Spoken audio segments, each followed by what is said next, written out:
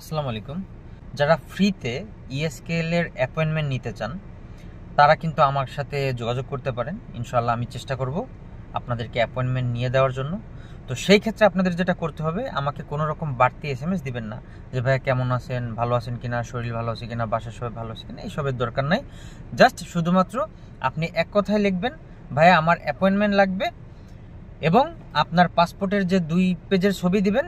কোন 2 পেজের ছবি দেবেন? যারা মালয়েশিয়া থাকেন বা বিদেশে যারা থাকেন তারা সবাই এটা জানার কথা। এক পেজে হচ্ছে বাবা মা, পাসপোর্ট নাম্বার, এগুলো দেওয়া থাকে।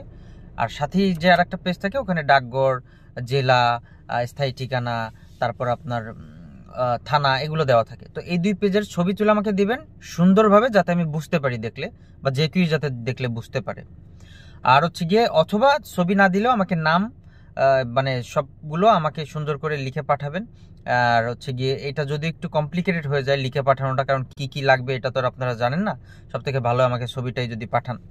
আর সেকেন্ড কথা হচ্ছে গিয়ে, সাথে ইমার্জেন্সি কন্ট্যাক্ট নাম্বার, যেটা আপনার দেশের, হয় বাবার, না হলে মার, না হলে ভাইয়ের, না হলে ওয়াইফের, যারই হোক, সেটা লিখে দিয়ে দেবেন এক কথায় যে ভাই এটা আমার বাবার নাম্বার বা এটা আমার ভাইয়ের নাম্বার, ইমার্জেন্সি কন্ট্যাক্ট নাম্বারে যেটা। সাথে আপনার নিজের ফোন নাম্বারটাও দিয়ে দিবেন। তো এই হচ্ছে গিয়ে দরকার। এই জিনিসগুলো যদি আপনি আমাকে দেন, তাহলে আমি আপনাকে নেওয়া দেওয়ার চেষ্টা করব ফ্রিতে অ্যাপয়েন্টমেন্ট ইএসকেএল এর। এবং সাথে সাথে অ্যাপয়েন্টমেন্ট যখন হয়ে যাবে, কবে আপনার অ্যাপয়েন্টমেন্ট, কয়টার সময়, এটাও আমি আপনাদেরকে পাঠাই দিব।